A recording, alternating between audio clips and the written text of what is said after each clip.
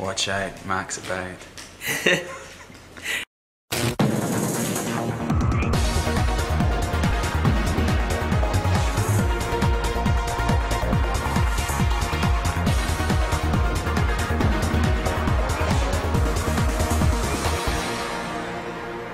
It's day 47 of the Big Brother house, Margaret River. The housemates have been given tasks to do.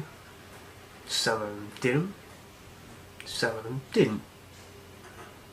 Those who did get cake. Those who didn't, don't. So, Mark has come to the dining room to talk to Big Brother. Good afternoon, Big Brother. You good? So, Mark, what have you got to say to Big Brother? Aye? Mate? Me and Matty and a few of the other housemates have been very naughty boys and girls. And we played a bit of a trick on poor Andy. I feel kind of bad. I felt very bad at the time. But yeah, we sold him pretty good.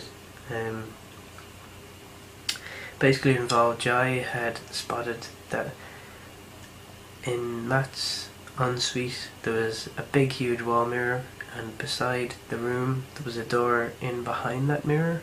A very small room. If you look at all the walls and the layout, it would have been just a very small kind of closet behind that mirror.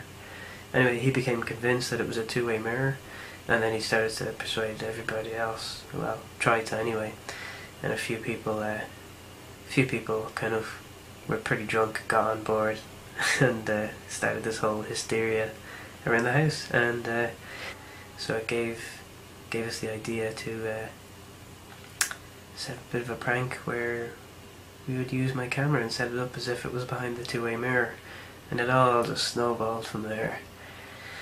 Yeah, after a while we'd done like a mock kind of hidden camera sex scene between well, making out scene between Matt and one of the girls, and them brushing their teeth in the morning after and stuff behind the two-way mirror again, and a few hidden camera shots around the house and stuff, and yeah, we shot it all on one tape with the kind of night vision, night mode on the camera, and it looked pretty persuasive. Anyway, at this stage we were trying to come up with an excuse to have the tape, or because we wouldn't be able to get into the secret room, the locked room, because we didn't have a key, so we had to come up with some sort of excuse.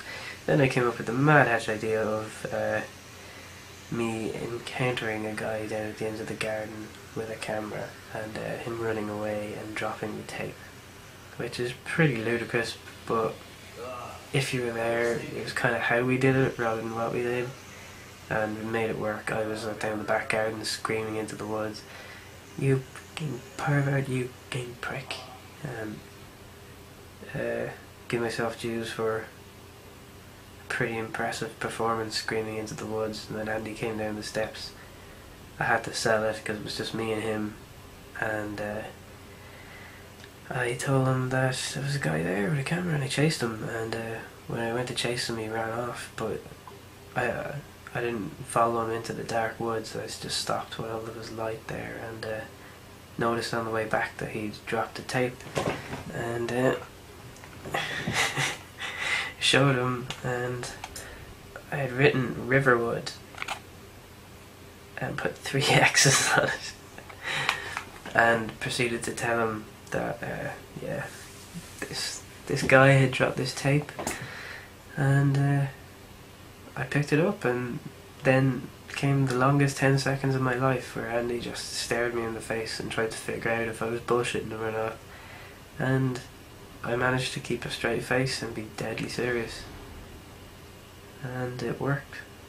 He ran upstairs telling everybody and freaked out, and everybody else, because only about 1/3 of the people in the house knew about it, so everybody freaked out except for the people who knew. They were just laughing, well, secretly laughing inside, and it all just went a bit nuts all of a sudden, and Jai came running down the stairs with a baseball bat and went chasing out into the garden to see could he find the guy, and yeah, and Andy wanted to call the police, but we persuaded him that there was no phone signal here, and I came back in with the tape and we were discussing it for about half an hour before Matt brought up, he said, what kind of tape is that? And it was like, well, it's a mini DV tape. And he was like, well, your camera's here, that should work, shouldn't it? That might play it. And it was like, yeah, I guess so. It's yeah, if it's SD or maybe, yeah, it might work. And so I went and got my camera. No suspicions, and brought it back and stuck the tape in and started playing it, and kind of passed it around everybody in the room, and all they could see was this footage of, you know, night mode of what looked like it was behind the two-way mirror, and like Matt brushing his teeth, and like it was hidden somewhere in the room, another camera looking and making out with one of the girls, and it was just, yeah, it looked persuasive. And they were shitting themselves, and that's when Andy wanted to call the police, and he just freaked out, and it was all looking like a bit like a scene out of a serial killer movie or something. No phone signal, some guy filming us and leaving tapes around, and yeah, it was just a bit, it was a bit too good. But you know, credit where it's due. We sold that fucking prank like a motherfucker. Nice. Props, Matt. And yeah, that's it for this diary entry. It's been nice knowing you, BB. Good night. You might leave the diary room now, mate. So, Matthew, how did your prank go? I think it went too well. Yeah. Overall? Successful. Is it working? My revenge will be sweet.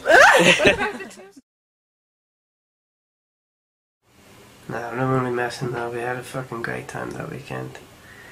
We had quite a laugh. The improv was good. I've got a third cat. I just wear it on my head. Drinking was good. Hangover was not so good. But crack was something else. And then we got to go see the surfers, which I'm glad we did. So it looks like a killer surf spot. Unit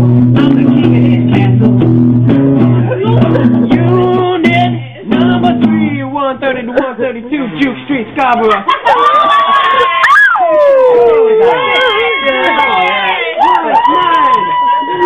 Perth, Australia, motherfucker.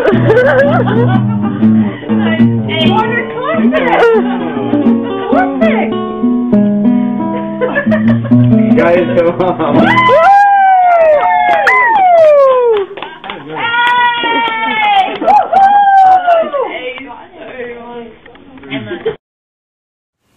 And that was Margaret River. Just far south as I got. And then it's back up.